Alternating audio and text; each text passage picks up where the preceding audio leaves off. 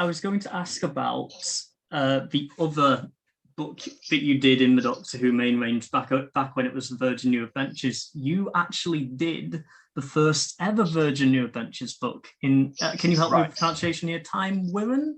Is it? Timewyrm Genesys? Yeah. I pushed very hard for that. I really wanted to be the first person to write a new authorized, the first authorized Doctor Who adventure. I pushed very hard with my editor to get to do that. And it was kind of funny because I met Terence Dix a little while later, and I said to Terence, did you really should have been the one to write the first one, because you were so associated with the show. I said, were you a little upset when I got in there first? And he laughed and he said, not in the slightest, because I knew the first one would get all the flack, and then I could write my piece. Wow. That was quite. We had a good laugh about that one, but he was right. I mean, I got all the flack, and. So I could see the wisdom in what he thought. That's what you get for being a more mature writer. Yeah. I guess. Hey, do you have to describe your new monster to the illustrator of the cover? Oh, yes. What happened was Peter Darvill Evans, who was the editor at the time, had come up with the initial concept of the Timewyrm, but only as far as the very, very vaguest outline, not much description at all. And he left it to me to fill in the details, which would have to go to the others. What we were doing was we were writing the first 4 books all simultaneously. So I was writing the first, Terence was writing the second, Nigel was writing the third, and Paul was writing the fourth, all at the same time. So I had to write a sample chapter and a description and everything, a background for everything, which was then sent to the other 3 writers so that they could work from it too. So I wrote this introductory paragraph of, excuse me, of what the Timewyrm was.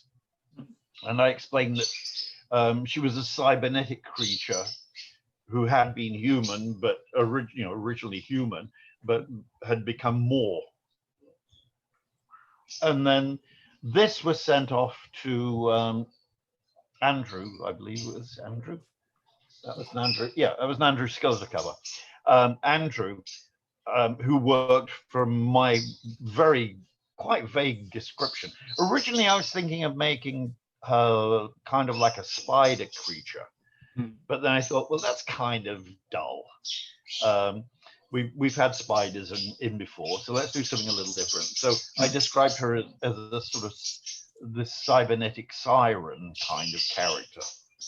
Kind of reminds me of the Xenomorph with the shape of her head from the Alien series. Yeah, I don't know whether Andrew was influenced by that, but then, I mean, the first I knew was they sent me a proof of the cover, and I was like, oh yeah, that's definitely not quite the way I was thinking of her, but definitely right. Yeah, it probably never is quite the way you think of it, but it's good in its own right. Go on. Exactly. Well, in fact, when I was doing the comic strips, that one of the huge parts of the fun of writing the comic strips is I would describe what I wanted on the page, but I had an image in my own mind, of course, what it would be. And the comic artist would actually read what I'd written and interpret it. So in no cases really were the strips the way I'd originally envisioned them, but they were all better, thank goodness. They imagined, and I was very pleased with them.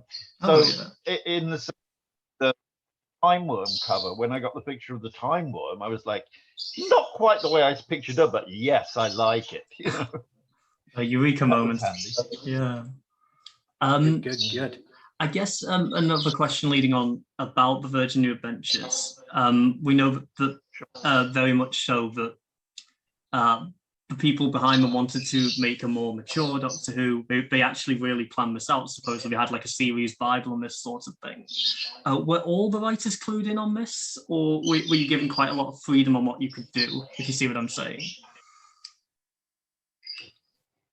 Well, I didn't have the problem because I was basically the one that was being experimented on. They didn't have a writer's Bible so much at the time. I'm trying to remember what I was sent. A little bit of background, just a little. And then what I tried to do was to work from that. And I would have all these, I wrote up a list of questions for the book. And I had had Peter ask the production team about the answers, because I mean I really didn't know a lot of background material on the Sylvester shows. I'd only seen about half of them by that point, because being in America, they didn't come here quite so easily, and I had only caught some of them, and as a result of which I had sent a whole bunch of questions into the BBC about the backgrounds for the characters, which I got no replies. So, Really? No. I wrote, for example, are Ace's parents still alive? Because in the show, you don't know. They don't say that there are any. There's the implication that the mother is still alive, certainly, but there's no mention of her father in any episode at all. So, I mean, I was asking, is he still there? Are Ace's parents still, together? And got no replies on any of these, because not because they were being nasty, but because I don't think they did. The questions had arisen in their own minds. Yeah, they had thought about these things. When I'm writing, I like to think about my characters, what's going to be motivating them and everything. So I like to know, are their parents alive? Do they have siblings? What jobs have they done? This kind of thing. Yeah. So I like to know that. And unfortunately, I got none of that really back for Ace. So as a result of which, I used my imagination and just threw a lot of stuff in there. Yeah. Would it be nice to have that? I think family is important for a companion. Absolutely. Yeah, absolutely. And again, Ace was the very beginning of all of that. Like, Ace is easily the most close to a modern companion in the show. Yeah. And one of the good things about those Virgin Adventures is they really expanded upon her and gave her a lot more character. Yes. Yeah. Well, I started doing that.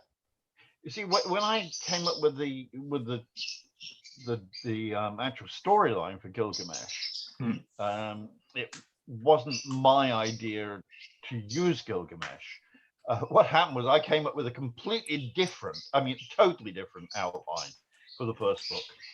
And Peter then said to me, yes, I forgot to mention, I want Mesopotamians in it. So then I had to go back and read just this little thing, yeah. just a small, And he said to me, do you know who Gilgamesh is? Well, he was asking the right person, because I literally went like, okay, here's my copy of the Epic of Gilgamesh, and it was right next to my computer.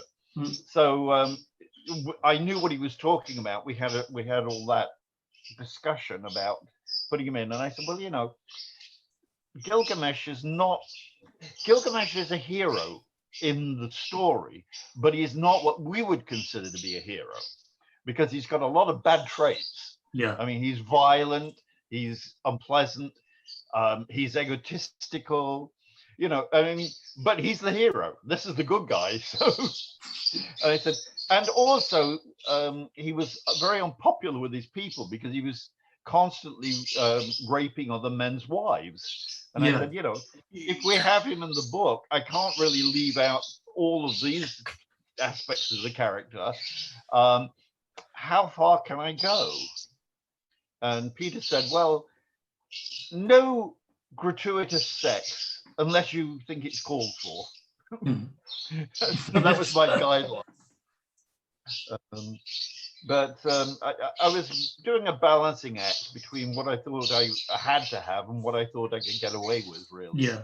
I mean, it's funny you say that because later on these would be branded as very violent, very sexually driven, and a lot of drug use, actually. I know Russell T Davies did one quite late on in the run. And the literal... Yeah, go on. Yeah, Peter's original, outline to me was to say, we want these books to be adult books because children are not going to be reading them, for one thing. They're going to be not over 300 pages. Kids don't read that amount. This was way before Harry Potter, of course. Children's books were usually around 120, 160 pages. Yeah. And these were originally planned to be at least twice that, which was fine because you got more room to work in a story.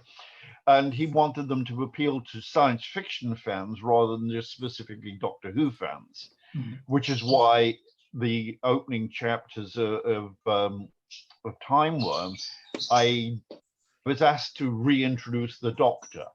And I thought the best way to do that was to have this sequence where his memories have gone and he's having to reintroduce them. That would bring it, it was a way of bringing in the past without going, and this happened and that happened. And I wanted to do something a little bit more lively than that. Oh, yeah. I think one of the...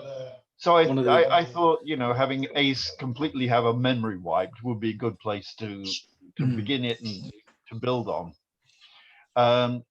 But they were definitely intended from the very start to be far more adult reading, and that was part of the brief we were given when we were doing the stories, was they have to be more adult.